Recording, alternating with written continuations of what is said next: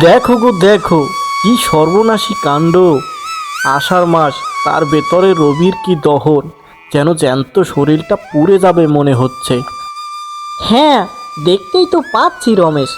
এভাবে দগ্ধ রোদ যদি থাকে তাহলে তো আর চাষবাস করে খাওয়া যাবে না মনে হচ্ছে। হ্যাঁ রে কানাই, উপরওয়ালা যে আমাদের কি পরীক্ষা নিচ্ছে কে জানে। আমার সবজি চারাগুলো যে শুকিয়ে যাচ্ছে দিন দিন। এমনভাবে দু একদিন চললে তো সব চারাগুলো মারা যাবে রে। তা কি তোমার একার বাপু? আমারও যে এই সবজিটুকুই শেষ সম্বল। এছাড়া যে আমার সংসার চলবে না। কি আর করার বলো, উপরওয়ালার উপর ভরসা করে দিন কাটাচ্ছি। আর তো কিছু করার নেই আমাদের। কিছু বেগুন ছিঁড়ে নিয়ে যাব। মেয়েটা সকাল থেকে না খেয়ে আছে, বড্ড বায়না ধরেছিল বেগুন ভর্তা দিয়ে ভাত খাবে। কিন্তু বেগুন যেভাবে শুকিয়ে যাচ্ছে, এই বেগুন দিয়ে কি কোনো ভর্তা হবে কে জানে। তবু নিয়ে যাই কিছু, কি বলো? হ্যাঁ বাপু, তাই নিয়ে যাও। আমিও বাড়ির দিকে যাই। উপরওয়ালা নিশ্চয়ই আমাদের না খাইয়ে রাখবেন না। নিশ্চিত কোনো না কোনো উপায় দিবেন আমাদের।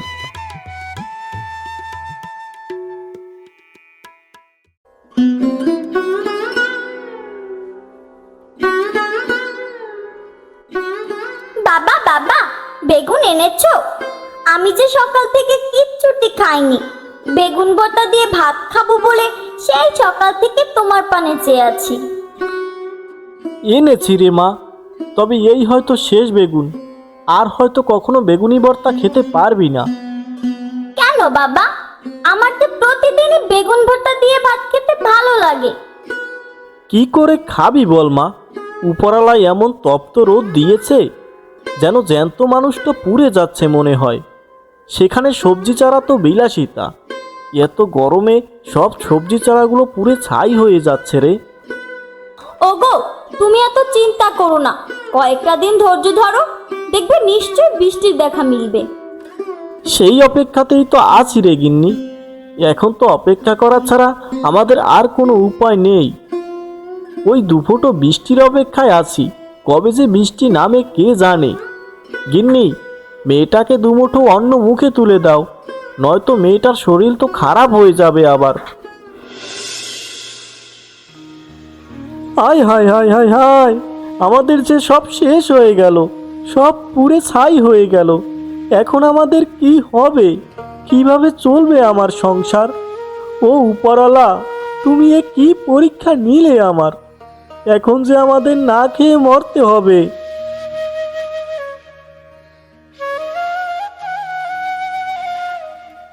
কি রে রমেশ, এখানে বসে কাঁদছিস কেন তুই? আর বলিস না রে নুরু, আমার যে সব শেষ হয়ে গেছে। সব সবজি গাছগুলো একদম শুকিয়ে গেছে রে। কি আর করবে বলো, এবছর যে রৌদ্রের তাপ, আমার বয়সে এমন গরম আমি কখনো দেখিনি। তোমার তো একার ক্ষতি হয়নি মিয়া, যার যার সবজি ছিল সবার সবজিরই তো একই অবস্থা। সবার তো কোনো না কোনো ব্যবসা আছে, আমার তো কিচ্ছুই নেই। শুধু এই সবজি ছাড়া আর আমার কিচ্ছুই নেই। এটুকুই আমার শেষ সম্বল। কি আর বলবো বলো, তোমাকে সান্ত্বনা দেওয়ার মতো আমার কোনো উপায়ও নাই। আমি বুঝতে পারি তোমার দুঃখগুলো, কিন্তু আমার নিজেরই যে দিন আনতে পান্তা ফুরায়। এভাবে না কেঁদে বাড়িতে চলে যাও। বাড়িতে গেলে কোনো না কোনো উপায় একটা হবে।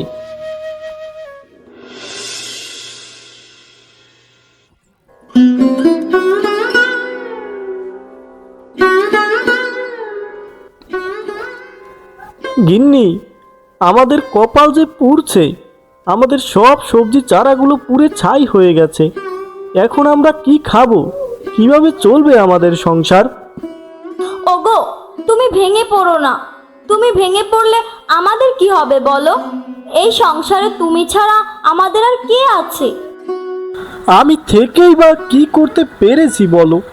না পারছি তোমাদের দুমুঠো অন্ন জোগাড় করে দিতে, না পারছি নিজে ভালো মন্দ বেঁচে থাকতে।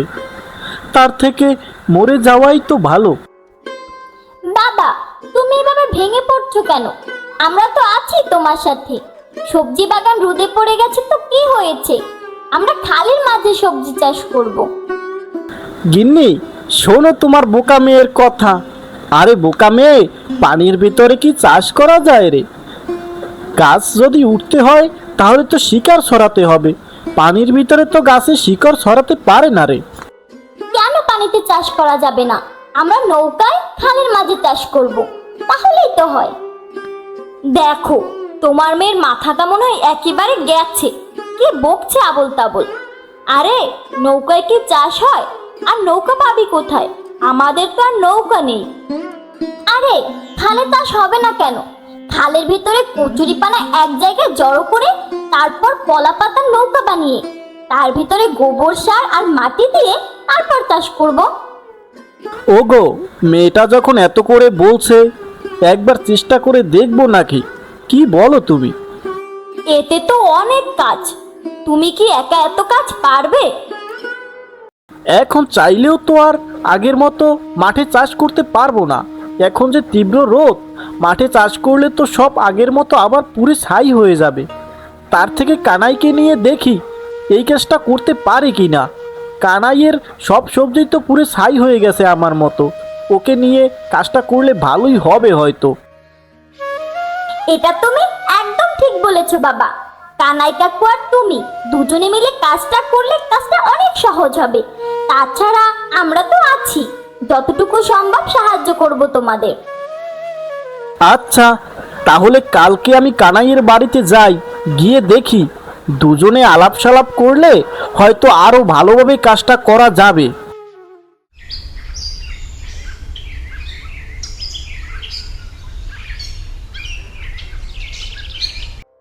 কি বলো রমেশ, এভাবে চাষ করা সম্ভব নাকি? আরে সম্ভব না কেন? অবশ্যই সম্ভব। এই বুদ্ধিটা দিয়েছে আমার মেয়ে তিতলি। দেখো, সবাই তো মাটিতে সবজি চাষ করছে, কারো সবজি তো আর ঠিকমতো উঠছে না, রোদে পুড়ে ছাই হয়ে যাচ্ছে। তাই খালের মাঝে যদি চাষ করি, হয়তো ভালো ফসল হতেও তো পারে। একবার চেষ্টা করতে কি দোষ বলো? কি নিয়ে কথা বলছো তোমরা? তোমাদের চড়া গলার আওয়াজ শুনেই তো রান্নাঘর থেকে এলাম।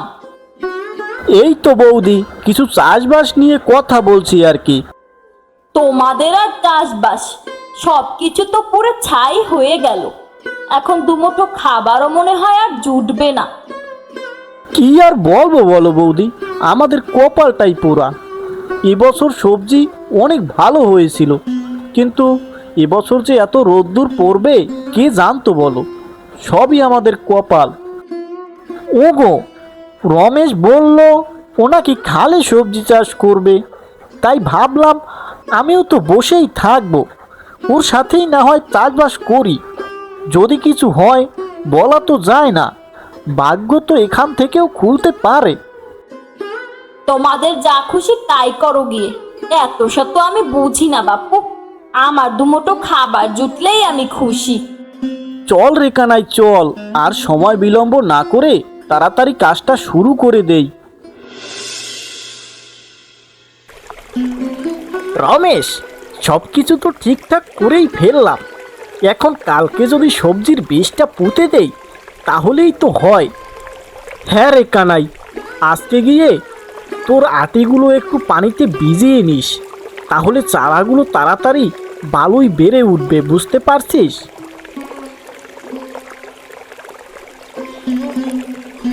কে রে অকর্মণ্যর দল, তোরা এই পশলা পানির ভেতরে কি করছিস? তোদের কি খেয়ে দে আর কোনো কাজ নেই নাকি?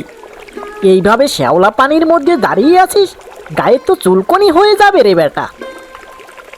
সে নিয়ে তোকে ভাবতে হবে না কালু, তুই গিয়ে তোর চরকায় তেল দে। ভালো কথা বললাম তো, তাই শুনলি না। তাই এমন কি রাজকার্যটা করছিস এখানে? এই ময়লা পানিতে তো চুলকনি ছাড়া আর কিচ্ছুই হবে না রে। আমরা পানিতে সবজি চাষ করব, তাই সেটার জন্য কাজটা একটু এগিয়ে রাখছি। আরে তোদের মাথাটা কি পুরোটাই গেছে নাকি? মনে হয় তো সবজি পুড়ে যাওয়াতে তোরা পাগল হয়ে গেছিস। যা শুরু করছিস না, যা গা, যা খুশি কর, তাতে আমার বা কি?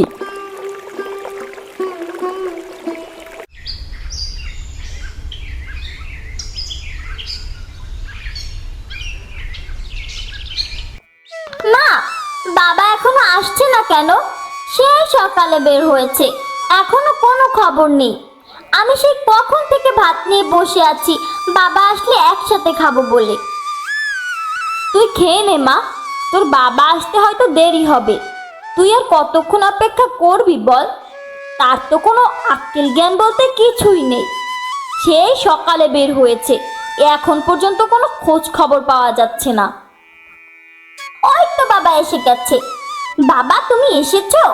জানো আমি তোমার জন্য সেই কখন থেকে বসে আছি একসাথে ভাত খাবো বলে। আরে বোকা মেয়ে, তুই খা, আমার যে খিদে পাচ্ছে না। এত চিন্তা যদি মাথায় থাকে তাহলে কি আর পেটে খিদা থাকে রে? এত চিন্তা করে কি হবে? সারাদিন পানিতে ভিজে ভিজে কাজ করলে এখন শরীরটা তো খুব ক্লান্ত, তাই না? কিছু খাওয়া দাওয়া না করলে তো শরীর একদম খারাপ হয়ে যাবে। তখন এই কাজটুকু কি করবে শুনি? হ্যাঁ বাবা, তুমি ছাড়া আমাদের আর কে আছে বলো? তুমি যদি এভাবে ভেঙে পড়ো তাহলে আমাদের কি হবে? কি করব বলো?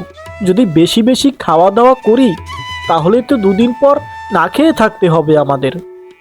এখন দুবেলা না খেয়ে থাকলে মেয়েটা যে আর দুদিন ভালো খেতে পারবে। বাবা তুমি আমাকে নিয়ে তো ভেবো না তো, উপরওয়ালার উপর ভরসা রাখো, কোনো না কোনো একটা তো উপায় হয়েই যাবে। তাই বলে কি তুমি না খেয়ে থাকবে নাকি? তুমি হাত মুখ ধুয়ে খেতে বসো, এত চিন্তা করে লাভ নেই। পরে কি হবে তা পরেই দেখা যাবে। আর চিন্তা করো না, আমি আর তিতলি তোমাদের সবজি ক্ষেত সব সময় পাহারা দিয়ে রাখবো। পাহারা দিবি তা তো ঠিক আছে, তবে গিন্নি আমার তো খুব ভয় করে। খালের মাঝে সবজির আটি বুনলে যদি না হয় তাহলে তো পরিশ্রম ও আটি দুটোটাই নষ্ট হয়ে যাবে। বাবা তুমি এত চিন্তা করো না, আমি বইয়ে পড়েছি কচুরিপানার উপর ভাসমান সবজি চাষ করা যায়। আমরা মন দিয়ে চেষ্টা করলে আমাদেরও হবে। তোর মুখে এই কথা শুনে আমার বুকটা ভরে যায় রে তিতলি। কাল আমি বীজগুলো পুঁতে দেব। গিন্নি তুমি আমার জন্য খাবার বাড়ো, আমি হাত মুখ ধুয়ে আসি।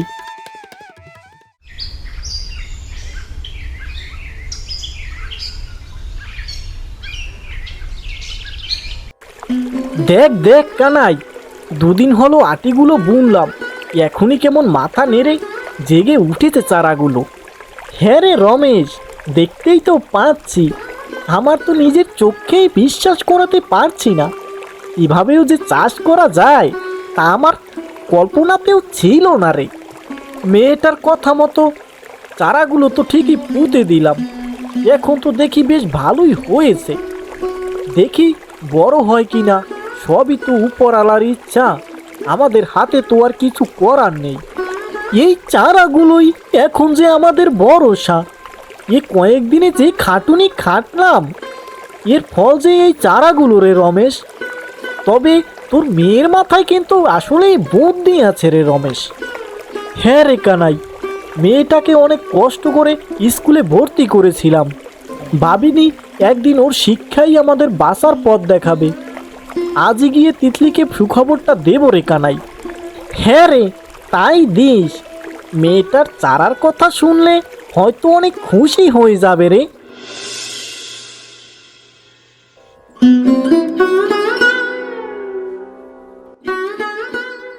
বুঝলে গিন্নি, আমাদের এতদিনের খাটুনি আজ একটু হলেও সফল হয়েছে। কেন বাবা, কি হয়েছে? তিতলিমা, তোর কথা মতো আটিগুলো বুনলাম, সবগুলো চারা উঠেছে। এখন উপরওয়ালা চাইলে হয়তো এগুলো বড়ও হবে। বাবা তুমি চিন্তা করো না, ঠিকই সবজির চারাগুলো বড় হবে আর সবজিও হবে।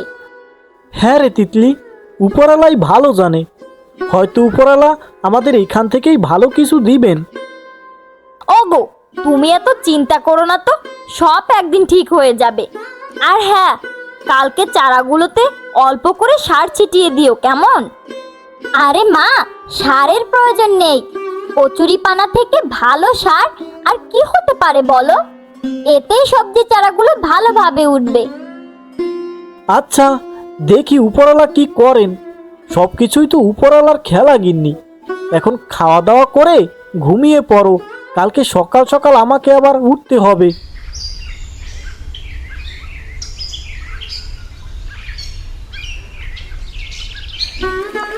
দেখ রে কানাই, সবজি চারাগুলোতে কি সুন্দর ফলন হয়েছে রে।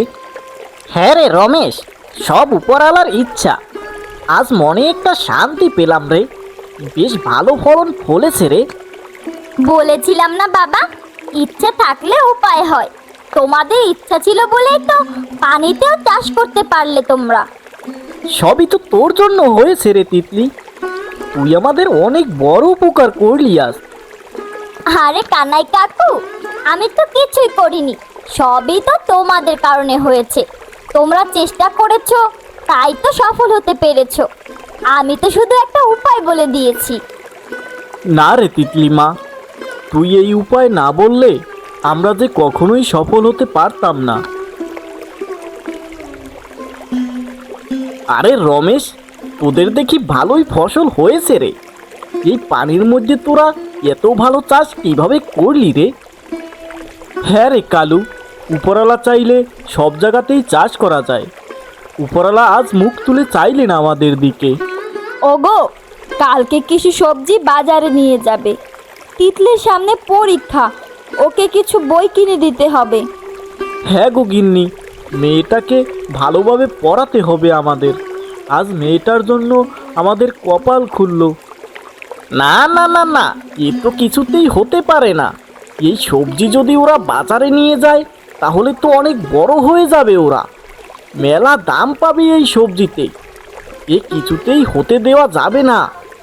শুধু আজ রাতটা হতে দে রে, তারপর দেখ আমিও কালু তোদের কি অবস্থা করি। হা। রমেশ, কালু এভাবে চলে যাওয়া আমার কাছে ভালো ঠেকলো না। কালু আবার কোনো ফোন দিয়ে আসলো না তো? ওর তো আবার মানুষের ভালো দেখতে পারে না। হ্যাঁ রে কানাই, ও যে বদলোক, ও ফোন দিয়ে আটতেও পারে। আমাদের সাবধানে থাকতে হবে। বাবা, কালু কাকু নিশ্চয়ই কিছু করবে আজ রাতে। আজ রাতে আমাদের সাবধানে থাকতে হবে। কালকে সকালে সবজিগুলো বাজারে বিক্রি করবো শুনে তার চেহারাটা কেমন দেখালো, আর কিছু না বলেই চলে গেল। ওগো, আমারও ভালো ঠেকছে না। কালু নিশ্চয়ই আজ রাতে কিছু একটা করবেই। তোমরা কোনো চিন্তা করো না, আজকে আমরা তোর হাতে নাতে ধরবো। তোমরা শুধু আমার কথা মতো কাজ করবে। রমেশ, তিতলিমা যেহেতু বলছে, আমরা না হয় আজকের রাতটা এখানেই থেকে যাব। এখন বাড়িতে যাই, খেয়ে দিয়ে বিকেলে আবার আসবো। কালুকে তো আর বিশ্বাস করা যায় না, কি না কি করে ফেলে বলা তো আর যায় না। এত বড় স্বপ্ন ওদের, ওরা হবে আমার থেকে বড়। দেখি তোরা কিভাবে বড় হোস। আমি আজকেই তোদের সব সবজি চুরি করে নিয়ে আসবো। রাতারাতি আমি হয়ে যাব অনেক বড় লোক। আহা, ভাবলেই যেন মনটা আনন্দে নাচে। যাই যাই, তাড়াতাড়ি পাটা চালাই, আর যে ধৈর্য ধরছে না আমার। বাবা বাবা, সবজিগুলো তো বেশ ভালোই হয়েছে। কালকে বাজারে বিক্রি করে অনেক অনেক টাকার মালিক হব আমি। হাহা, এবার আমাকে আর ঠেকায় কে? এই রে বেটা চোর, আমাদের সবজি চুরি করবি? এত বড় সাহস তো, কর, এখন পারলে চুরি কর দেখি। ওরে বাপরে, আমায় ছেড়ে দে, আমায় ছেড়ে দে রে। আমি আর কখনো তোদের কিছুই চুরি করব না। কানাই, ওকে ছাড়িস না, ওকে নিয়ে আয়। এ বেটাকে মোড়লের কাছে নিয়ে যাব, ওর কঠিন শাস্তি হবে। কানাই কাকু, তোর বেটাকে উপরে নিয়ে আসেন, ওর কঠিন শাস্তি পেতে হবে। বেটা চোর, আমাদের সবজি চুরি করবি? এত বড় সাহস তোর! হ্যাঁ রে মা তিতলি, আজ তোর জন্যই সব কিছু হলো, নয়তো এই কালু বেটা আমাদের সব স্বপ্ন পুরে ছাই করে দিত।